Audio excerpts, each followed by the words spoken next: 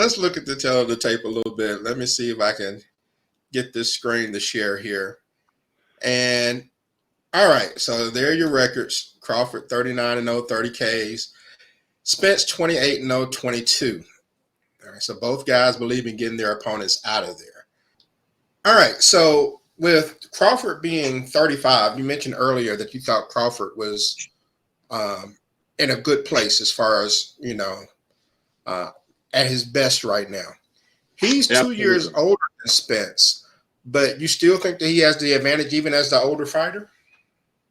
Yes, because like we mentioned earlier, that athletes today are different than they've been in the past, with nutritionists, with trainers, with his activity level, with what he's done.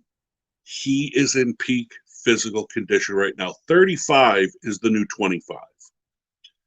Errol Spence, like you said, hasn't fought as much in the past few years. He had that car accident. He had some other issues. I think his body is older than Crawford's. He's not physically older, but I think his body is older. And I think Crawford's conditioned to the point where he's at his absolute physical peak. But how interesting is it that both these guys are in their quote-unquote mid-30s, and we're talking about them being in their prime or close to it? Like we said, you were washed up a has-been at that age any other time in history. Yeah, which is why a lot of guys, back in the day, when you look at their records and you see how many fights they had, because they were fighting so many times a year, and you see they retired at 30, 31, and it's like, wow, this person still had like 50 fights. Whereas now you have fighters who are in their 30s and they're still nowhere near 50 fights. So. No, and I do want to point out to the folks that are wondering why I look so much different now than I did throughout most of the show. There were some technical difficulties. We went from my computer to my phone. Hi, and I look much worse on my phone. Don't I look older, and my head looks misshapen, and I don't look nearly as handsome? Oh, man. Just hope Riddick Bowe doesn't see this. I'll tell you. He'll have a comment. This is why my podcast is audio only. For anybody who follows my show, the reason it's audio only because look at me. This is what you see behind the scenes. Oh, man. But, all right, so as far as like the height's about the same. Spence is an inch taller. Bud Crawford does have 2 more inches of reach. Do you think that can be something he can use to his advantage, or do you think that Spence can nullify it? The Spence nullifies that with his footwork, and just his technical skill nullifies that, but the power doesn't nullify. Yeah. So I think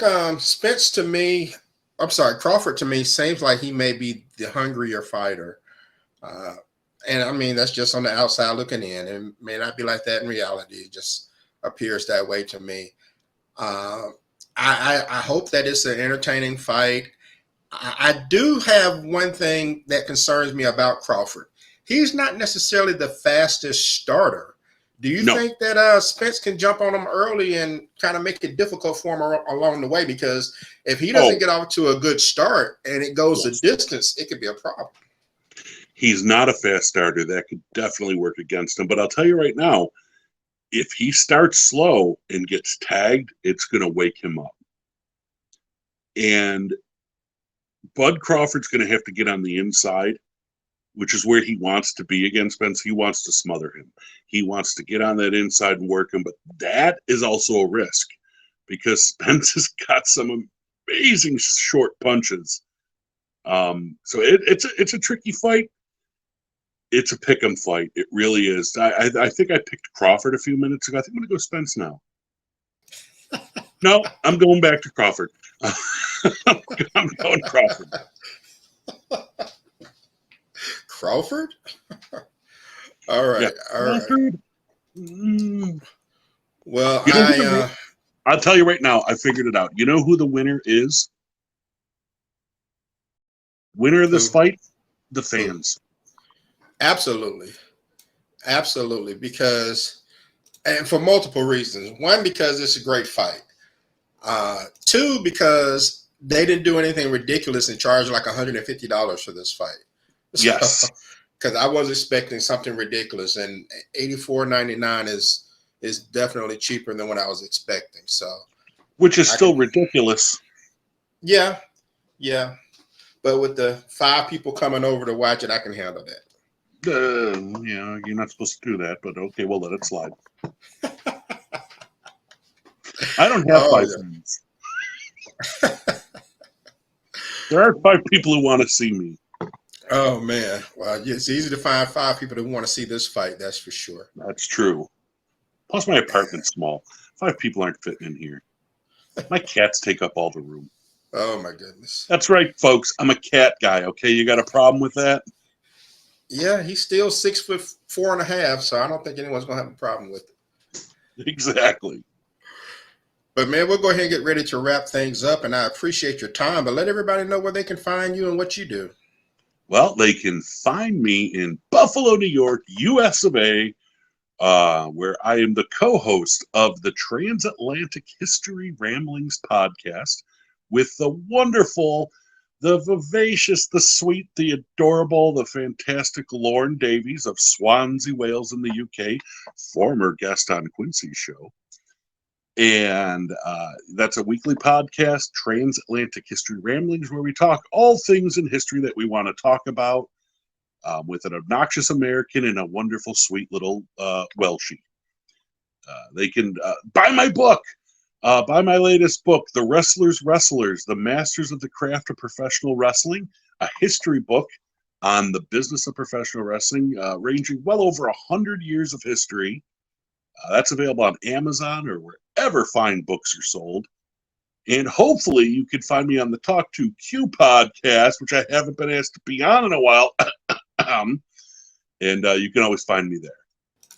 Definitely get you back on there, man. But one more. I got to do one more.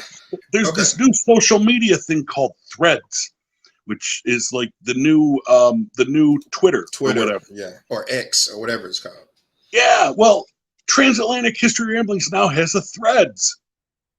You can go to TA History on Threads or TA History on Twitter or History Ramblings, I think, on some of those things, but whatever. TA History on Threads, TA History on Twitter, and check out the show if you can. It's not everyone's cup of tea, but it's a fun show. Definitely a fun show, and I gotta make sure I'm following you all on Threads. But definitely a fun show. If you're into history at all, you will love it. If you like Jeopardy, you love it because there's so many Jeopardy answers in each episode. So it's definitely something I would recommend. I love listening to it, and Brian has such a great time with the guest. And prior to the guest coming on, he always has something entertaining, and Lauren is just as sweet as she can be, and she's funny, and so I really enjoy the chemistry that the two of you have on the show. It's great. And everybody wants Lauren to read bedtime stories to them. We get those emails of him. Lauren's voice is so sweet with that Welsh accent. I just want her to read bedtime stories. Or Amazon reviews. There'll be an Amazon review coming up in this episode on Wednesday. But yeah, even if you hate the show and you find me obnoxious, you'll at least like Lauren's voice. Absolutely. Roughing the passer, 15-yard penalty, automatic first down. Roughing the passer, 15-yard penalty, automatic first down.